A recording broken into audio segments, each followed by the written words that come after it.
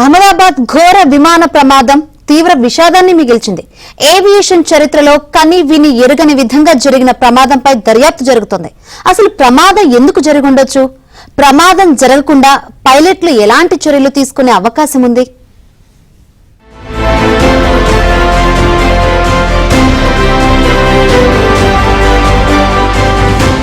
గుజరాత్ లో ఘోర విమాన ప్రమాదం చాలా కుటుంబాల్లో తీవ్ర విషాదాన్ని నింపింది.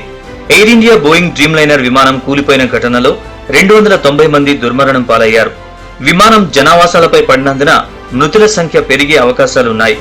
అహ్మదాబాద్ లోని సర్దార్ వల్లభాయ్ పటేల్ అంతర్జాతీయ విమానాశ్రయం నుంచి లండన్ లోని గాట్విక్ కు వెళుతుండగా ఈ ప్రమాదం జరిగింది. టేకాఫ్ సమయంలో సీటు బెల్ట్ పెట్టుకున్న ప్రయాణికుల మృతదేహాలు భారీ ప్రమాదంతో కాలిపోయి చెల్లా చెదురుగా పడిపోయాయి. ప్రమాదం జరిగిన సమయంలో విమానంలో 230 మంది ప్రయాణికులు, 2 పైలట్లు, 10 మంది విమాన సిబ్బంది ఉన్నారు. వారిలో భారత సంతతికి చెందిన బ్రిటిష్ పౌరుడు రమేష్ విశ్వాస్ కుమార్ మినహా మిగతా వారంతా చనిపోయారు. మృతుల్లో గుజరాత్ మాజీ సీఎం విజయ్ రూపానీ కూడా ఉన్నారు. విమానం టేకాఫ్ అయిన 59 సెకన్లలోనే ఈ ప్రమాదం చోటు చేసుకున్నట్లు విమానాశ్రయంలోని సీసీటీవీ ఫుటేజ్ స్పష్టం చేస్తోంది. విమాన ప్రమాదంపై భిన్నాభిప్రాయాలు వ్యక్తమవుతున్నాయి. పక్షుల గుంపు తగిలుండొచ్చని కొందరు అంటుండగా అలాంటిదేమీ లేదని కొందరు యాక్టివ్ పైలట్లు చెబుతున్నారు. అదే టైంలో అకస్మాత్తుగా విమానం ఇంధనంలో నీటి బొట్లు కలిసిపోయి ఇంజిన్ కు చమురు అందకపోయి ఉండొచ్చని కొందరు ఏవియేషన్ నిపుణులు అనుమానిస్తున్నారు. मैं किसी नतीजे पे नहीं पहुंचना चाहता हूं. ये इन्वेस्टिगेशन बोर्ड देखेगा, जिसमें कि AIB इसकी इन्वेस्टिगेशन करेगी, जिसमें कि बोइंग और जी इंजन जो कि इंजन लगे हुए थे उस पे, वो भी इसमें भाग लेंगे इस इन्वेस्टिगेशन पे. अब कारण क्या हो सकता है? इसके कोई 2-3 कारण हो सकते हैं जिस वजह से ये एक्सीडेंट हुआ. पहला कारण है कि ये दोनों इंजन उसके फ्लेम आउट कर गए. तो दोनों इंजन फ्लेम आउट कैसे होते हैं, मतलब बंद कैसे हो जाते हैं? या तो उसमें बर्डेट हो जाए, पक्षी जो है वो दोनों चले जाए इंजन में, या अगर फ्यूल के अंदर जो कि दिल्ली से जहाज आया है तो क्या होता है कि हायर ऑल्टीट्यूड पे फ्यूल टैंक्स के अंदर कंडेंसेशन होती है. तो जो पानी जो होता है वो ड्रॉपलेट्स की तरह, उसको कोल्ड सोक बोलते हैं, वो पानी इकट्ठा हो जाता है फ्यूल के अंदर.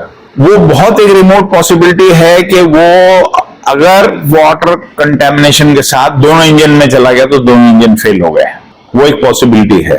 मैं एक सैबोटाज को या तकनीकी खराबी को टोटली ओवररूल करता हूं इसमें. విమాన ప్రయాణికులకు, విమానయాన సిబ్బందికి, ఎయిర్లైన్ సంస్థలకు, విధాన నిర్ణేతలకు ఈ ఘోర విపత్తు ఒక కనువిప్పు కావాలి. మరోసారి ఇలాంటి దుర్ఘటనలు జరగకుండా చూసుకునేందుకు ఎలాంటి చర్యలు తీసుకోవాలో సమీక్షించుకోవాలి. ప్రాణం విలువ తెలుసుకొని ముందస్తు చర్యలు తీసుకోవాలి. ప్రభుత్వ విధానాలు రూపొందించుకోవాలి. बड़ी है कि पूरा देश हिल गया और जिनकी जान गई है उनके घर वालों की क्या स्थिति होगी. बट ये स्टडी केस रहेगा कि इस पे किस तरह ज़्यादा से ज़्यादा स्टडी करके रिसर्च करा जाए कि ताकि आने वाले समय में भविष्य में ऐसी कोई घटना ना घटे और किसी की आगे ऐसे जान ना जाए.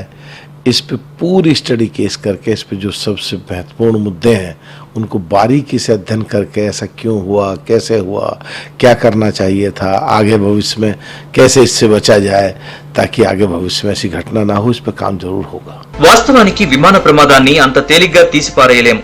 పైలట్లు సుశిక్షితులైన చోదకులు అయి ఉండాలి. ఎక్స్పీరియన్స్ ని బట్టి వారు నడిపే విమానాలు ఉంటాయని అర్థం చేసుకోవాలి. అకస్మాత్తుగా ఎదురయ్యే విపత్కర సమయాల్లో పైలట్లు ఎలా స్పందించాలో వాళ్లకు ముందే శిక్షణ ఇస్తారు. విమానం కూలిపోతుందని అర్థం కాగానే పైలట్లు ముఖ్యమైన 3 సూత్రాల్ని అనుసరించాల్సి ఉంటుంది. అవి ఏవియేట్, నావిగేట్, కమ్యూనికేట్. ఈ 3 సూత్రాల ద్వారా విమానం కూలకుండా సాధ్యమైనంత వరకు మానవ ప్రయత్నం చేస్తారు. అది సాధ్యం కాని పరిస్థితుల్లో ప్రమాదాలు ఎదుర్కోక తప్పదు. కానీ చివరి శ్వాస వరకు పైలట్ ఈ 3 సూత్రాల్ని ఖచ్చితంగా అమలు చేయాల్సి ఉంటుంది.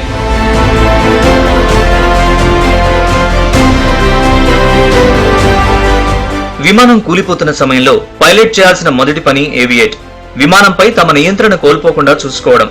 విమానంలో ఎలాంటి ప్రమాదకర సమస్య తలెత్తినా విమానం స్థిరంగా ప్రయాణించేలా, విమానం తమ నియంత్రణలో ఉండేలా చూసుకోవాల్సి ఉంటుంది.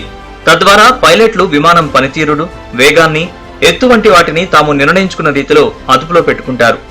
దీనివల్ల విమానం అదుపు తప్పి కూలిపోకుండా ఉంటుంది. ప్రతి పైలట్ విమానం విపత్కర పరిస్థితుల్లో చిక్కుకున్నప్పుడు చేసే మొదటి పని ఏవియేట్ చేయడమే. విమానాన్ని పైలట్ తన నియంత్రణలో ఉంచుకున్న తర్వాత ప్రమాదం నుంచి తప్పించుకోవడానికి ఎక్కడ సురక్షితంగా దించవచ్చన్నది నావిగేట్ చేయాలి. విమాన మార్గాన్ని, విమానం ల్యాండింగ్ చేసే సురక్షిత ప్రదేశాన్ని ఎంచుకోవడం కీలకం.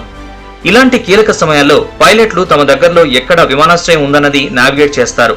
అలా లేని పరిస్థితుల్లో నీటి మధ్యలో గాని, మైదాన ప్రాంతంలో గాని సురక్షితంగా దిగే వీలుంటే అటువైపు విమానాన్ని మళ్లించి ప్రమాద తీవ్రతను తగ్గించే ప్రయత్నం చేస్తారు.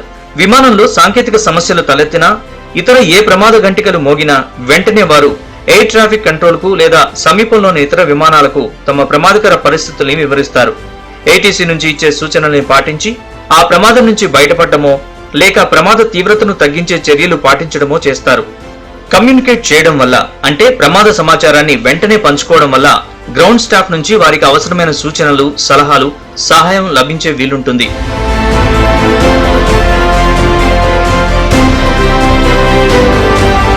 ఎమర్జెన్సీ చెక్ లిస్ట్ ప్రతి విమానంలో ఉంటుంది. ఇంజిన్ ఫెయిల్యూర్, మంటలు రేగడం, ల్యాండింగ్ సమస్యలు, ఇలా చెక్ లిస్ట్ లో ఏం చేయాలనే అంశాల్ని పొందుపరుస్తారు. ఇవి చూసి పైలట్లు ప్రతి దశను జాగ్రత్తగా నిర్వర్తిస్తారు. ఇది ప్రమాద తీవ్రతను తగ్గించడానికి లేదా సమస్యను పూర్తిగా సరిదిద్దడానికి ఉపయోగపడుతుంది. భారీ సైజు విమానాల్లో ల్యాండింగ్ సమయంలో సమస్యలొస్తే ఇంధనాన్ని పారబోస్తారు. విమానం బరువు తగ్గించకపోతే ల్యాండింగ్ సమయంలో సమస్యలు తలెత్తి ప్రమాదాలు జరుగుతాయి. ఆ సమయంలో గాల్లోనే నివాస ప్రాంతాలకు దూరంగా దాదాపు 5000 అడుగుల ఎత్తులో ఇంధనాన్ని వదిలేలా కాక్పిట్ నుంచే పైలట్లు ఈ సిస్టమ్ ని యాక్టివేట్ చేసి గాల్లో ఇంధనం పారబోస్తారు. అది గాల్లోనే ఆవిరైపోతుంది. దీని ద్వారా విమానం బరువు తగ్గి ల్యాండింగ్ సమయంలో ఎదురయ్యే ప్రమాదాన్ని నివారిస్తారు. చిన్న విమానాలకు ఈ అవసరం ఉండదు. ప్రమాదం జరుగుతుందని అర్థమయ్యాక పైలట్లు విమాన ప్రయాణికుల్ని అప్రమత్తం చేస్తారు. క్యాబిన్ సిబ్బంది ద్వారా ప్రయాణికులకు పరిస్థితిని వివరిస్తారు. సీట్ బెల్ట్లు గట్టిగా పెట్టుకోవడం, తలలు వంచి కూర్చోవడం, పదునైన వస్తువుల్ని దూరంగా ఉంచడం వంటి జాగ్రత్తలు చెబుతారు. దీనివల్ల ప్రమాద తీవ్రతను తగ్గించడం ప్రధాన ఉద్దేశం. ఇక విమానం క్రాష్ ల్యాండింగ్ చేయడం తప్పదని తెలిస్తే పైలట్లు అందుకు మానసికంగా, శారీరకంగా సిద్ధమవుతారు. ల్యాండింగ్ ప్రాంతం నిర్ణయించుకున్నాక విమానం వేగం తగ్గిస్తారు. ఇందుకోసం ఇంజిన్లను ఆపేస్తారు. సాధ్యమైనంత నెమ్మదిగా తమ నియంత్రణలోనే విమానం నేలపై దిగేలా ప్రయత్నిస్తారు. నేలకు గుద్దుకొని విమానం పేలకుండా సాధ్యమైనంత ప్రయత్నం చేస్తారు. దీనివల్ల ప్రయాణికులు సురక్షితంగా దిగే అవకాశం ఉంటుంది. ఇక ఎన్ని విధాలుగా ప్రయత్నించినా విమాన ప్రమాదం నుంచి బయటపడలేక అందరూ చనిపోయిన పక్షంలో అందుకు కారణాలు అన్వేషించేందుకు బ్లాక్ బాక్స్ ఉంటుంది. దానివల్లే అసలు విమాన ప్రమాదం ఎలా జరిగిందనేది తెలుస్తుంది. విచారణ అధికారులు ఈ బ్లాక్ బాక్స్ పైనే ఆధారపడుతుంటారు. ఎన్నో విమాన ప్రమాదాలకు సంబంధించి స్పష్టమైన వివరాలను బ్లాక్ బాక్స్ బయటపెట్టింది.